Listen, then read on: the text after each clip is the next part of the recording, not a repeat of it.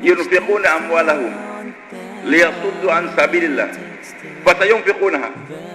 Sesungguhnya orang-orang kafir senantiasa, ini fi'il mudhari ini, istimrar, yunfiquna, senantiasa menginfakkan, menggunakan harta mereka untuk menghalang orang dari jalan Allah, memalingkan orang daripada ini agama. Dan Allah katakan fasayunfiqunaha, dan terus akan menginfakkan. Jadi jangan berhayal saudara-saudara bahwasanya orang kafir berhenti kapok menggunakan duitnya untuk melarang orang jalan Allah. Jangan minta dari PBB, jangan minta dari Amerika, dari Rusia supaya menghentikan penyerangan. Percuma. Jangan minta dari presiden, dari gubernur, dari siapa juga supaya orang kafir berhenti bangun gereja, berhenti bangun net club, berhenti pun. Jangan. Allah sudah katakan mereka fasayunfiqun, dan terus akan menginfakkan. Bagaimana orang terlalaikan dari jalan Allah, itu kerja mereka. Walaupun kita bikin proposal, demo, tidak akan berhenti mereka, terus akan bekerja. Bahkan mereka nggak kerja sendirian, kerja sama. Maka Allah katakan dari dalam surat Al-Anfal, walladzina kafaru ba'dhum awliya ba'd. Orang kafir satu sama lain bekerja sama untuk menghalang dari jalan Allah. Tapi kerjasamanya mereka, gerak mereka yang terus menerus membangun apa saja, membangun gereja kah, membangun balai pendidikan, apakah yang mereka kerjakan, membuat macam-macam segala bentuk kemajuan mereka kerjakan, itu nggak akan membahayakan kalian. La yadurukum kaidum syai'a, tipu daya mereka, ulah mereka tidak akan membahayakan kamu. Yang membahayakan kamu sendiri, Allah katakan. Apa yang membahayakan kita ini, Pak? Quran berbicara, nggak usah baca Quran. Tersesat, otak kita tersesat kalau banyak baca Quran. Baca Quran. Bahkan kemarin kita di Nizamuddin diingatkan oleh masyayikh kita mulai saat khususnya, bahwasanya kalau kita meninggalkan cara Nabi dan para sahabat dalam menyampaikan agama, yaitu para sahabat Nabi bersohbah dan bergerak di kopi, di markas, bergerak cepat-cepat.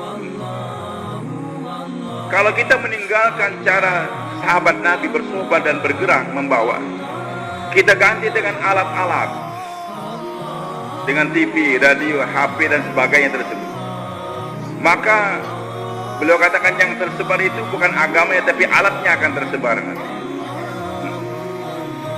Dan tidak akan menghadirkan nusratul al-ghaibiyah dari langit, nggak mungkin. Tidak akan datang pertolongan dari langit kalau kita menyebarkan agama dengan alat. Satu orang dengar bayar, dia dengarkan, kemudian dia bergerak di kampung dia 2,5 jam, 8 jam dia bergerak. Nanti nusrah ghaib Allah kedatangan kepada dia tersebut. Walaupun dia yang dia jumpai satu hari cuma 3 orang saja, satu minggu barangkali cuma 21 orang, ataupun satu hari cuma 1 saja, tapi dia bergerak terus. Malam hari dia sholat, satu minggu cuma 7 orang, dibanding 1 orang ngerekam dengan baik. Kemudian dia forwardkan melalui WhatsApp, Viber, semacam-macam dia sebar, sehingga dia bisa menyampaikan kepada 1 juta umat di Indonesia. Maka hadirin subhanahu wa ta'ala, 1 orang kafir yang nggak punya HP, Pak, yang mendengarkan dengan tawajuh dan bergerak besok hari, satu orang dia jumpai di kampung dia, maka ini kafir akan mendapatkan nusratullah. Tapi yang menyebarkan SMS, WhatsApp saja, walaupun 1 juta, bahkan seluruh dunia dia sampaikan, tidak akan datang nusratullah kepada dia. Bahkan tidak akan dikumpulkan dengan para sahabat Nabi di hari kiamat. Karena sahabat Nabi Allah pilih li suhbati Nabi wa li naqli dini, dikirimkan untuk bersuhbah, melihat bagaimana gerak-gerik. Google nggak bisa bersuhbah hadis. Mereka menyampaikan dengan bergerak datang. Kadang-kadang kata beliau, kita sering tertipu karena membaca kehidupan sejarah Nabi tanpa melihat bagaimana para sahabat. Lalu Rasulullah juga kirim surat kan ke Raja Persia, Romawi dan sebagainya. Maka kita juga perlu kirim surat, perlu kirim SMS. Apa salahnya alat sekarang? Beliau katakan tidak. Nabi tidak pernah hanya mengirim surat lewat pos, tidak. Tapi Nabi mengirim dua, mengirim surat dan orang yang membawa surat. Jadi yang Nabi kirim siapa? Surat dan orang yang membawa surat. Suratnya kadang-kadang pendek, hanya dua kata, aslimu taslamu. Masuk Islamlah kalian, kalian akan selamat. Surat dikasih kepada itu raja, ditunggu 3 hari jawabannya. Dan yang membawa itu surat nanti akan menjelaskan apa itu Islam. Dia 3 hari di negeri orang tadi, bermuasyarah, bermuamalah di sana, pergaulan dia. Maka sebenarnya itu surat hanya sebagai jaminan. Ini utusan saya nggak boleh dibunuh. Kalau bunuh dia berarti membunuh negara, siap perang. Sebenarnya yang diutus Nabi orang yang membawa surat, itu yang lebih mahal. Bagaimana dia menyebarkan agama.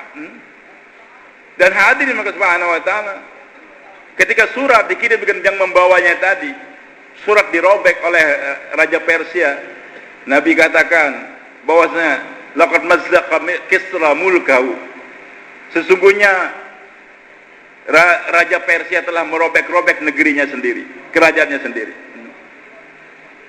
Hadirin subhanahu wa ta'ala, ucapan Nabi SAW kepada yang merobek itu surat Nabi 1 lembar saja, kertas biasa, hadirin. Tapi berani merobek surat Nabi SAW. Nabi katakan mereka telah merobek negeri dia sendiri. Hari ini banyak orang Amerika, orang Rusia, orang Cina, bukan merobek surat, dia merobek Al-Quran, menginjak Al-Quran. Tapi negeri dia nggak hancur-hancur sampai sekarang.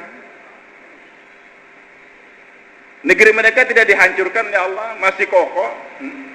Bom mereka masih bicara, masih menghancurkan umat Islam. Dahulu merobek surat Nabi yang sederhana saja berarti merobek dirinya, merobek kerajaan dia. Hari ini merobek Al-Quran. Kenapa hadirin subhanahu wa ta'ala Nusratullah tidak datang sekarang ini? Karena Al-Qurannya kita kirim sekian ribu begitu saja tanpa mengirim orang yang mencontohkan Al-Quran itu yang mana? Maka mengirimkan Al-Quran sekian eksemplar ke Amerika, ke Rusia itu belum menjadi hujah. Tapi kalau kita sudah bisa mengirim Al-Quran dengan orang yang membawa Al-Quran, bahkan kadang-kadang Al-Qurannya nggak sempat dicetak, nggak sempat di zaman Nabi Quran, tapi dicetak dalam kehidupan para sahabat Nabi. Mereka bergerak, kunu mislana, jadilah seperti kami. Maka membunuh sahabat Nabi, merobek kerajaannya sendirian. Kalau hari ini ada jamaah kita bentuk dari kebun jeruk dari Indonesia, dikirim ke Amerika, dikirim, dan mereka betul-betul membawa Al-Quran, cetakan Quran nggak dibawa, hadirin. Berani membunuh ini orang yang membawa ini agama, pasti nusrah goibi akan datang kepada dia. Dan jangan main-main orang yang menyakiti dai yang betul-betul membawa Al-Quran dalam kehidupan dia. Nusratullah tidak akan datang kalau kita tinggalkan sohbah dengan kita bergerak. Maka hadirin subhanahu wa ta'ala, tipu daya mereka, ulah mereka nggak akan membahayakan, kerjasama mereka nggak akan membahayakan. Nggak usah ditulis bahayanya ini, akan datang bahaya komunis, bahaya, nggak usah. Sibukkan bahayanya saya kalau nggak bergerak.